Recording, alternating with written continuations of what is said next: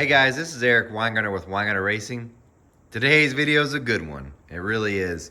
It's totally tech stuff. I'm going to show a lot of things that I haven't talked about before, but you'll get to see them.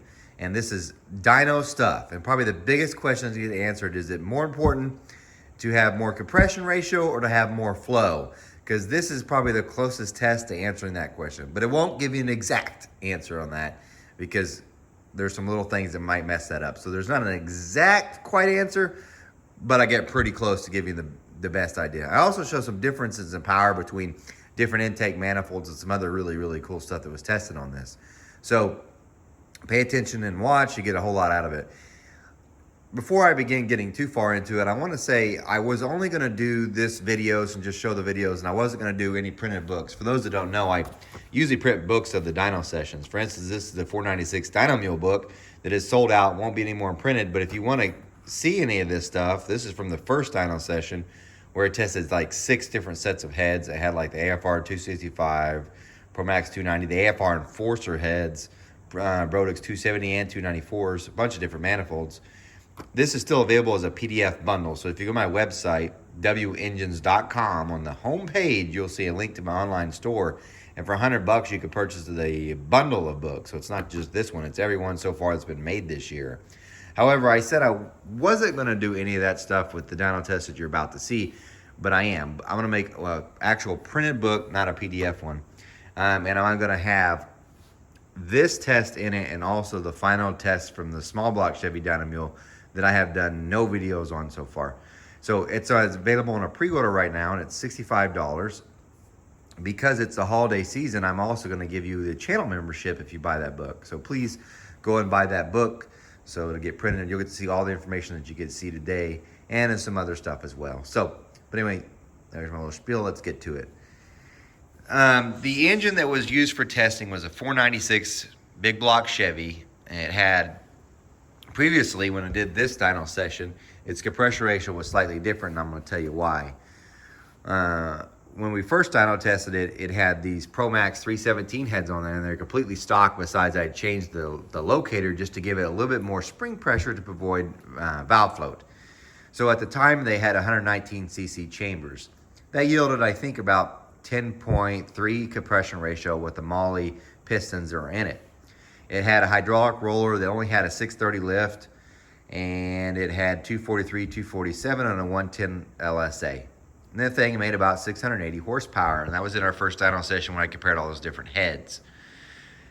Upon leaving that dyno session, there were some things that I really wanted to see tested to see if we could, what would happen if we did X, Y, and Z. And one of the things was in the first dyno session, we had tested the 317 heads, but we'd also tested the ProMax 290 heads. The ProMax 290 heads actually had a 110 cc chamber. So in their case, they actually had, because they had a smaller chamber, had a higher compression ratio by about a point over these. These still made more power than those, so that was it was a nice benefit. But the question really then became, well, and I should say the 290s actually made more torque, but the 317 still made more horsepower at the very top. And the question that really got me thinking was, well, what happens if we make these 110 cc's in chambers? So we take these 317s, if we made them 110 cc chambers, then they would have the same chamber size as the 290. So I guess what I was trying to say was, did the 290s make more torque because they had a smaller chamber, or was it because their port volume was less? So upon the second dyno test session, I was thought, well, you know what, we need to try. I'm going to mill these heads down, get them down to 110 cc's, so this way they're the same size as the 290s, and then we'll actually get to see if it was the smaller chamber compression ratio, or was it the smaller runner that gave it more torque down low, and would these do anything? So that was the premise of it. The other thing was on the 290s, and if you watched last week's video, last Sunday's, I talked about what I did on the 290s, because on the 290s I was like, well, what happens, because those had a 225 intake valve. What if we made them a 2300 intake valve like the 317s? Would it match its peak power? So there was a lot of things I was trying to see between the two heads versus like big port versus small port. So I know I probably just confused the crap out of you, but in essence, this set of heads, the only thing that was done was mill them down to get to a smaller 110 cc compression ratio. It raised the compression ratio by about 1 point. and then we would re-dynoed it to see what would happen. Now, that sounds simple, but there was more involved to it, for those that are wondering. When I milled, I did not angle mill. And for those that don't know what angle milling is, what it means is we put it up on the mill, but we're going to cut more on this side of the head than this side. So it actually tilts the head and puts it at an angle.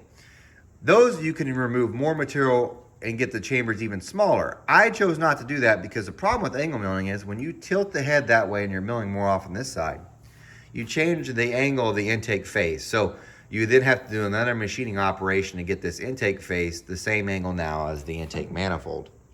So what I did is I flat milled. In other words, just simply cut away, skimmed away this section to get the chamber smaller.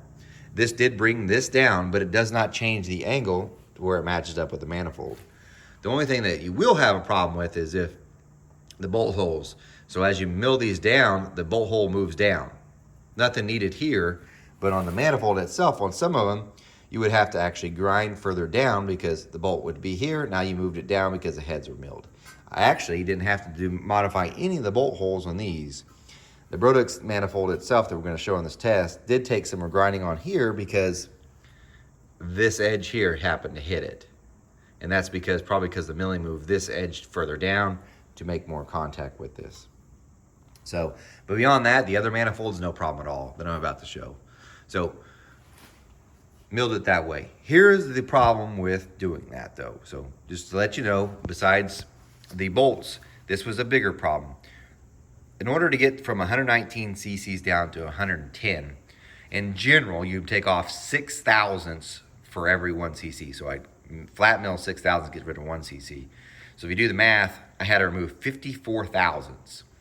So when you're flat milling 54 thousandths away, what happens is the valve job actually gets exposed because it actually cuts into where the valve is actually sitting in the seat. So you have to redo the valve job. You just have to. So from the factory, they have a 45-degree valve job. And this is probably going to get a little bit confusing too. But on a 45-degree valve job, the top cut, which is the angle after it, that's actually making contact with the chamber, is actually flatter. So it's moving more this way, down. So the problem with that is, if I went back to a 45, it would actually cut more of the chamber out. So essentially, to get the valve job to come back in, it will make the chambers bigger doing that. So I would have milled to 110, did the valve job, and then the valve job would have made it probably 113 cc's because it would have cut out more of the chamber, and then I would have had to blend it in, and it would kind of almost defeat the purpose. So what I did was I put a 50-degree valve job in, and a 50-degree has a steeper, so it's not as flat, top cut. So it takes less material out of the chamber, so it keeps the chamber smaller. And that's what I did. There's a disadvantage to the 50-degree valve job, and that is this. 50-degree valve jobs help peak flow, but hurt low lift flow. And I was able to flow them before and after, so let's go and look at that so I can show you what I mean. These are the flow numbers. Now this may look a little confusing, so bear with me. I'll grab my pen. If you know anything about a big block, they've got this long runner that air enters the chamber a different way than their short runner. The short runner is actually, if you look at it, smashes into the cylinder wall here. The long runner actually goes towards the center. Most companies, by the way, advertise the long runner flow because it flows more. Here's what that 50-degree valve job did with the chambers being milled. And I just put the differences. So this is long runner stock, this is short runner stock. Here's long runner now modified and short runner modified. I'm gonna save you some of it and tell you how much it gained or lost. At 200 thousandths, this is a long runner. 200 thousandths, it gained 2. 300 thousandths, it gained 3. Look at this, 400 thousandths, it lost 8 CFM. 500 thousandths, lost 11 CFM. At 600 thousandths, gained 7. But then it really picks up, excuse me, at 7, it was 386 from a 358. That's a gain of, looks like 18. A gain 20, gain 15, and gain 8 going up in lift. And if you look at the short runner, at 200,000 gained 6, 300 lost 5, 400 lost 8, 500 lost 3, or gained 3, 600 gained nothing. And then after that, it actually starts gaining. Gain 7, gain 13, gain 11. And we'll get to the exhaust in a minute. The point I'm trying to make for this part is, remember this lift is only 630. So if I looked at my lift points right there between underneath 600,000, at least on the long runner, it's pretty much a loss. I mean, total there is 19. That's 5. It's a loss of flow. So I lost flow there. The long runner or the short runner is even worse.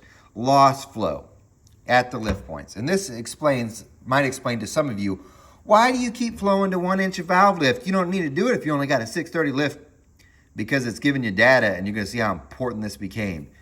Look, I gained 18 CFM. Yeah, it's not at 700 valve lift, but this is showing how much air the port can move at the higher lifts and really how at the port speeds and stuff.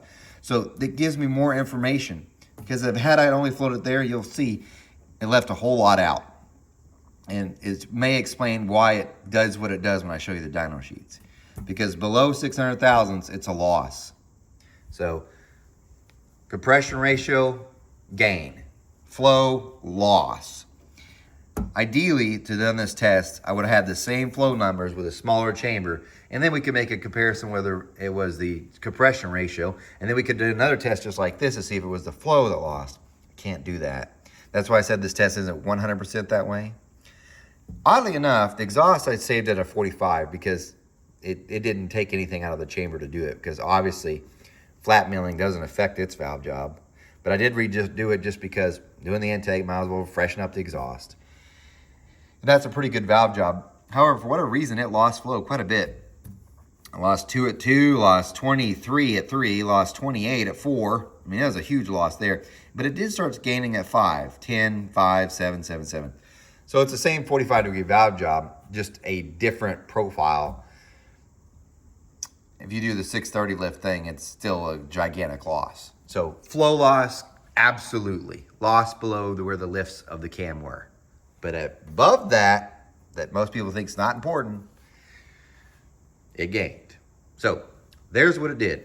Now here's the test that we did. We had used a Edelbrock 454R manifold, single plane manifold, similar to this, but not quite. And it had been modified, something like what's here. The guy had rounded off the dividers here. It had also been port matched like what you see here. And nothing real fancy, but that was done. And it was run that way when the heads were completely stock. We put that intake back on. By the way, the carburetor was a 1050 CFM 4150 style Pro Systems carburetor. Let's get to the results. Now, unfortunately, I don't have overlays, so I had to write it out. So this is the same, exact same intake manifold.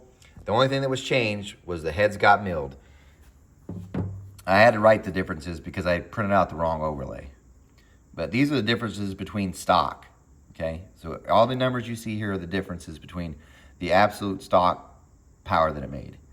So let me see here, make sure I'm right on. Yep. At 3,700, it lost 4 horsepower.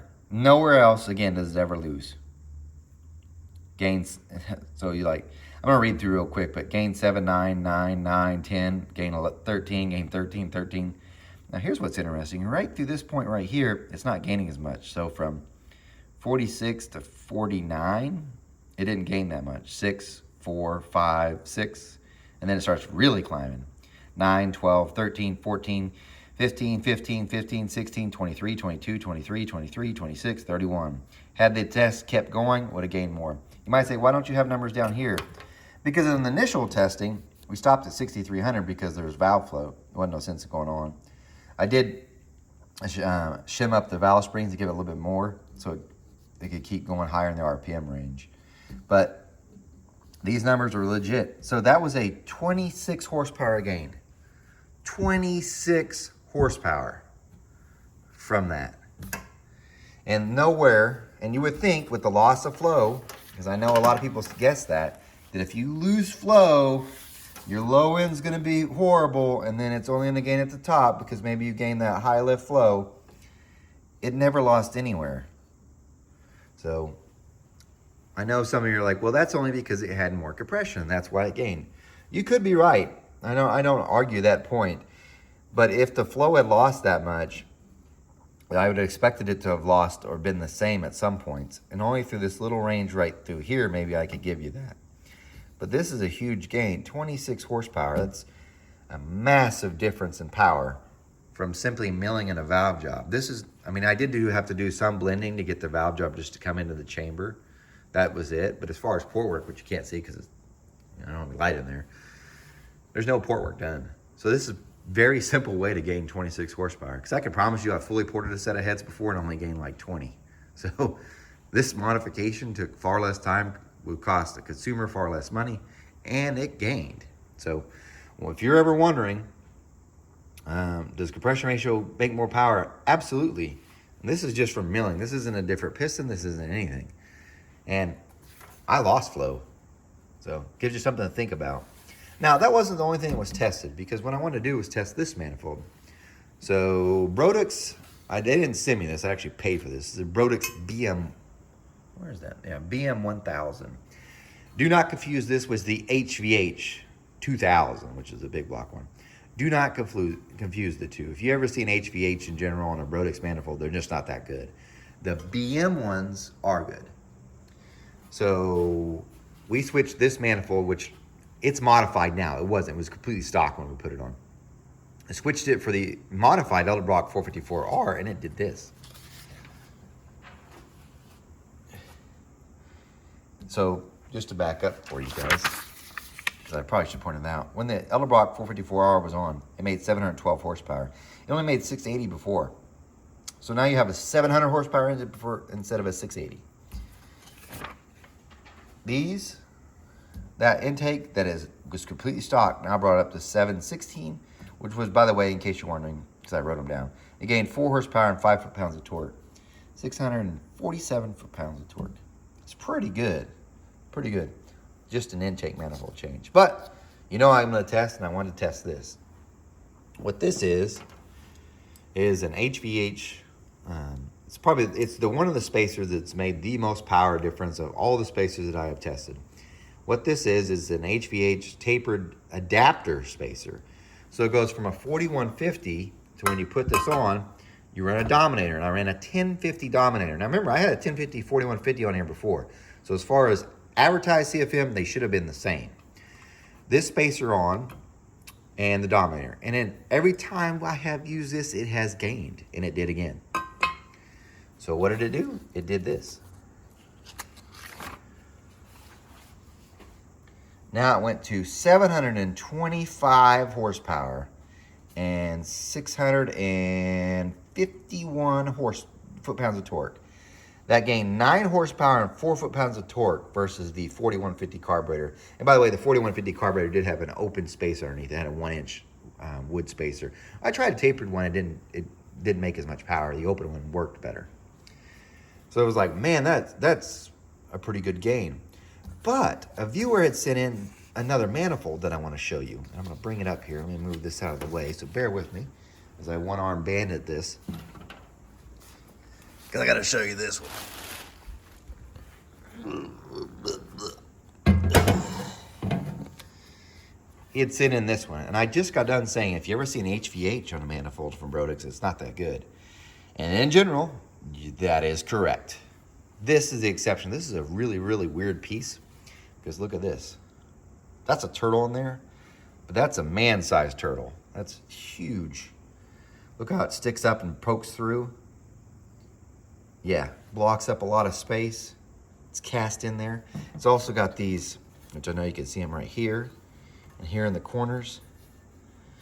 Which in early engine master testing, like 2008, I'd actually play with this with modeling clay on the flow bench.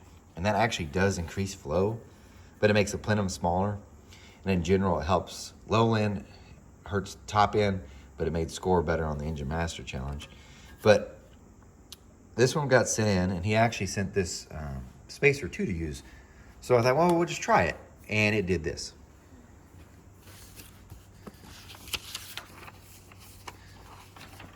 Move papers. So here's the numbers for that. And I wrote down the differences. Hopefully you could see. In power between this and the Brodix, this one. So the difference between this Brodix BM 2000 and this HVH one, same carb spacer, same carb. The differences are pretty unusual. At the lower points, it's a stud. So this one with the turtle, it gains 19 versus the Brodix BM 2000. Gained 23, gained 13, 13, 12, 11, 8. 6, you can start to tell it's starting to lose it. 6, 2, 3, 7, 8, 7. Now it's losing. At 5,100 on, it's lost. So at the peak, it lost 16 horsepower. Well, really it made peak at 63. It lost 13 total horsepower versus the other one. But if you're in the lower RPM range, it was actually better. As far as peak numbers, you look at it, it did a 653. If you remember, the Brodix did a 651. So if you look at that, it only lost 2 foot-pounds of torque, but down low it was gaining 23. The thing was a stud down low. Now this one, besides that, it also been port matched, but it's not port matched to these heads. These are a much smaller square than that one's port matched to. So this is not the more ideal one. So it doesn't line up with the heads at all, but it did very, very well, obviously. So a weird intake does really, really well. And I know some of you haven't watched the previous video and probably will not, so I'll show you this one more time. This is the graph to show the difference between this 317 heads and the modified 290 heads. So, because a lot of people like the smaller port, more velocity, more torque down low, and never beat it. The red line is the 290s, and they flow more than these, by the way. The 317s beat it everywhere. Down low at 37, at the peak at 65. It's only through here that they match. So, again, another thing to think about. Just because you heard that saying on the internet, you don't need your velocity, it's going to make more torque down low. Until you test, you really are just guessing. So, and there's nothing wrong with that, but as someone who tests quite a bit, does a lot of dyno tests, if you're just getting your stuff off the internet, even for me, it's not always 100%. Your combination might be so different that makes things unreal. So in someone else's case, they might have put the 290 on, and they've got a far different camshaft, and the whole test might have been reversed, like the 317s might have made more. However, I'm fairly certain, I ain't gonna say it with about a 90% certainty, if you mill off your heads and you get the chamber smaller, you are going to make more power. If you're going from a 10.2 to 11.2 range. I'm certain that also if you were at let's say we had a big dome in here, we had like 14 compression ratio, and I went to a 15 to 1, the gains would have been minimal. But anyway, guys, thanks for watching. Remember, I don't port cast iron heads. I don't know who ports cast iron heads. I'm no Superman. You guys, take care.